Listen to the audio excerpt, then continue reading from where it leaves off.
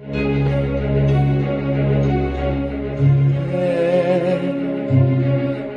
in the darkness, fugitive running, fallen from God, fallen from grace. God be my witness, I never shall yield till we come face to face, till we come face to face. He knows his way in the dark, and mine is the way of the Lord. Those who follow the path of the righteous shall have their reward. And if they fall as Lucifer fell, the flames, the sword, stars in your multitude, scarce to be counted, filling the darkness with order and light. You are the sentinels, silent and sure, keeping watch in the night, keeping watch in the night. You know your place in the sky, yield caution your aim, and each new season returns and returns, and it's always the same. And if you fall as Lucifer fell, you fall in flames. And so it must be, for so it is written on the doorway to paradise, and those who falter and those who fall must pay the price.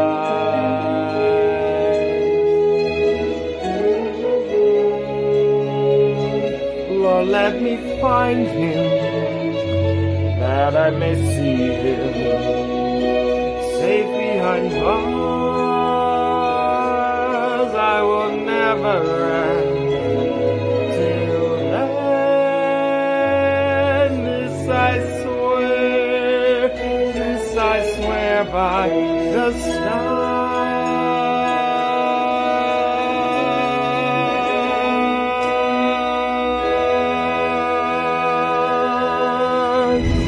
Yesterday was quite an extraordinary day. I went to MegaCon, and I've been to MegaCon. It's an annual tradition for me to go to MegaCon, and in the past, what I've done is I've gone there on a book tour. You know, I've been on 2 book tours now, hard to believe. I am 2 book tours in. The first book tour was called Take a Journey. The second book tour was called The Stardust Tour, Be My Ghost. And, hold on, girls. Yeah, first book tour was called Take a Journey. The second book tour is called The Stardust Tour, Be My Ghost. And it's very possible for an indie author to tour. I see a lot of my peers doing like online book tours and things like that. But I kind of take it a step further, and I bring it in person, because I've always firmly believed that it's important for us to get out from behind the keyboard and connect with people. I think that is how I've gotten a lot of my sales, is by connecting with people, you know, not necessarily online, but in person, and you know, and then connecting with them, and from there, and then following me and making sales, and you know, things like that. Oh my word, those people still have their Christmas tree up, and it's already February. I just noticed through their window. Wow, that's something. The sunrise is already going away. It's one of those fleeting ones. Fleeting sunrise, fleeting moment, right? So you saw that little crane that we had there for a fleeting moment as well. I don't think that it's going to be much of a pretty day today, because it's going to be it's supposed to be rainy and stormy and everything like that. Got a plane going across the sky. But yes, my book tours, 2 of them now. And MegaCon has always been on there because I find it really important to go out there and connect with people. I create content on my social media channels and pages and things like that where people can follow along who don't live locally.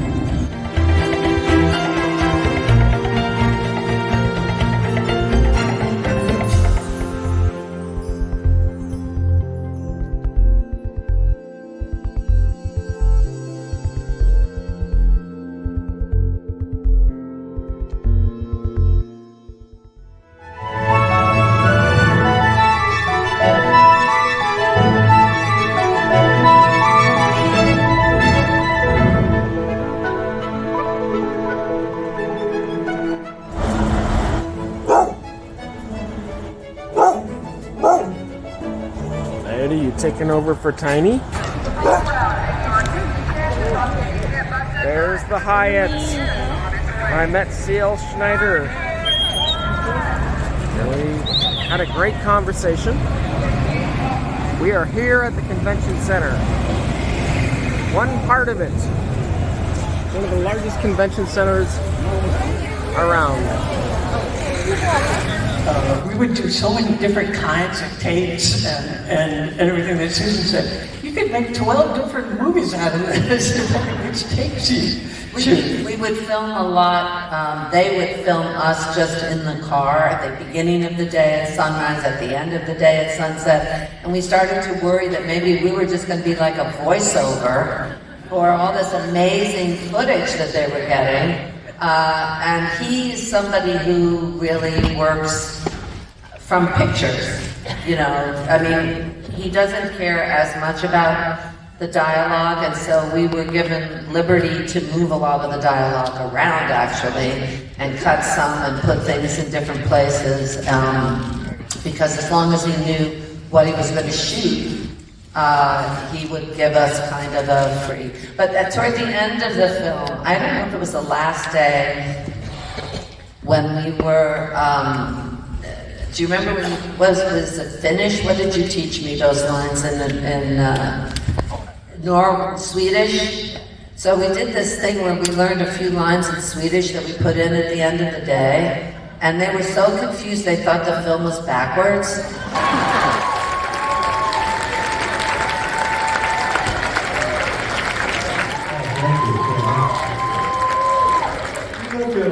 I couldn't find my way here. No, really, I mean, I thought, you know, when you get on the stage and think, what am I going to talk about, and ask questions, I thought, you know, the spirit of adventure. And I have something in mind, but I didn't realize it's the spirit of adventure just getting here. So I thought the subject matter, because I'm up to some unusual things, and I thought maybe I'd tell you a little bit about it, and then I'll take questions and, you know, play nice. But so one of the exciting things, talking about, and it's no accident that I bring up the word adventure. One of the things I'm doing this year is I'm planning a Star Trek trek into the Antarctic.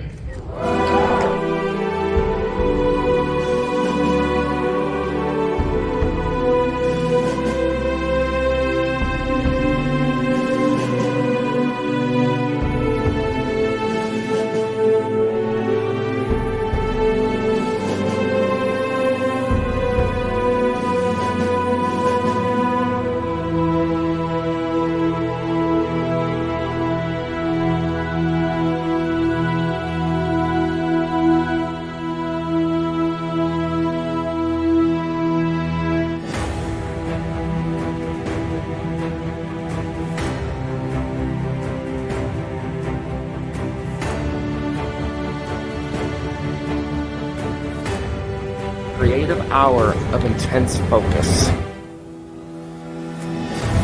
Brightstorm is more than just a writing sprint. It's more than a book about getting books written. It's a creative philosophy.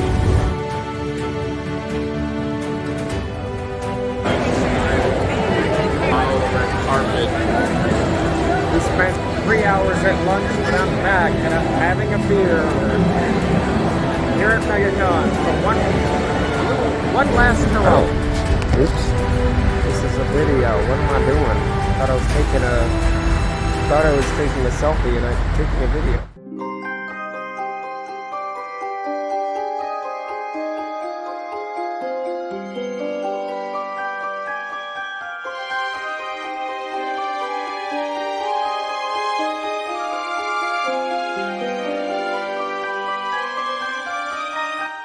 Hello.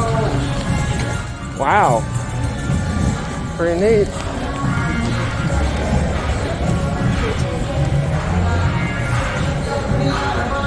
Oh yeah, this is the main event. I've been here. This is one of my writing spots. Everybody, one of my writing spots. The main event. One of my writing spots. There you go. Ale Mengel writing spot.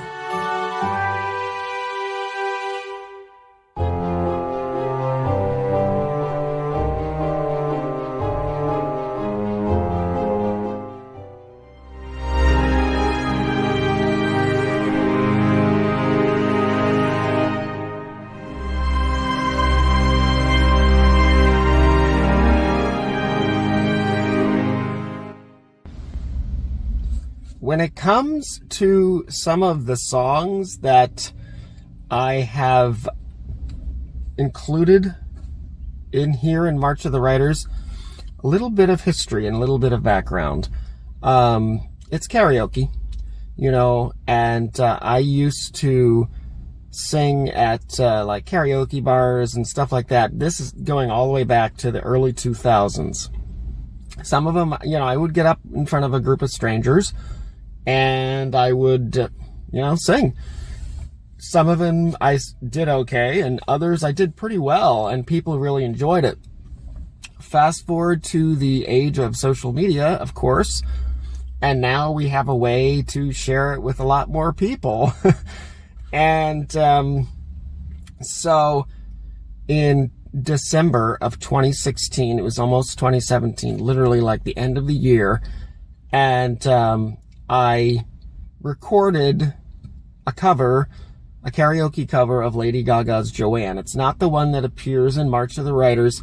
It's a different version, and I was like, well, it's like people on social media can be ruthless, they can be vicious, you know, if they see something they don't like or just is, quote, like not good enough, you know, and but I did it anyway, and I was pleasantly surprised. I was really encouraged. People actually says, oh, I didn't know you could sing, and you know, all this stuff.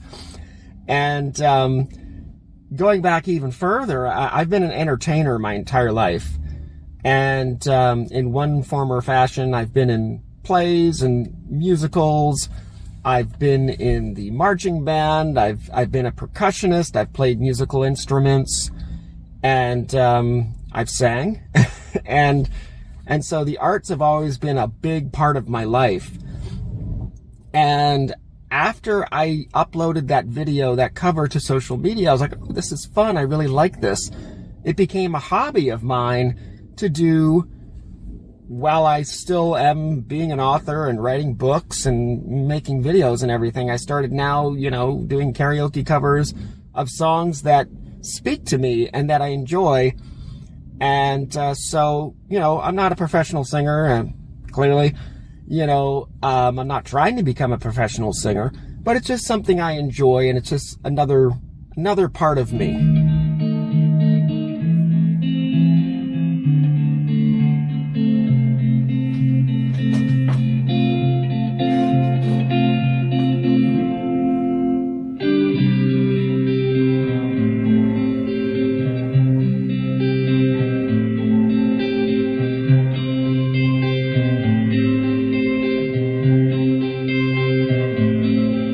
Well, I heard there was a secret chord that David played, and it pleased the Lord. You don't really care for music, do ya? Well, it goes like this: the fourth, the fifth, the minor fall, the major lift, the baffled king composing Hallelujah. Hallelujah. Hallelujah. Hallelujah. Hallelujah.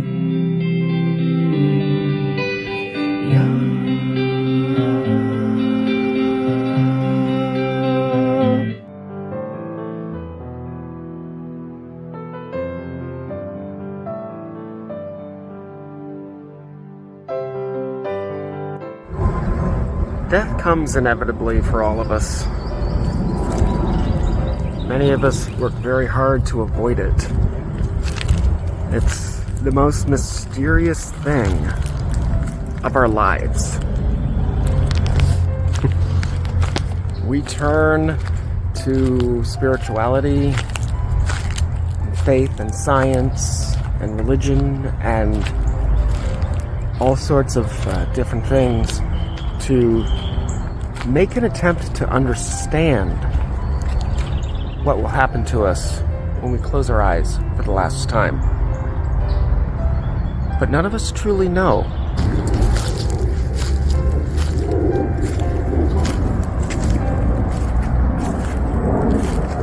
But what is important is to understand and appreciate what we are given, be it talent, a loving family, friends, knowledge, wisdom, creativity, and so many other gifts that we have as humans living on this planet, soaring through space, in the galaxy, in the universe.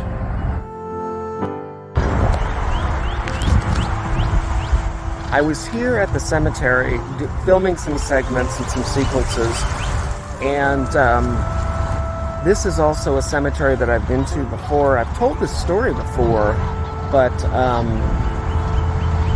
was here, and because I was here, I wanted to stop by and pay my respects. And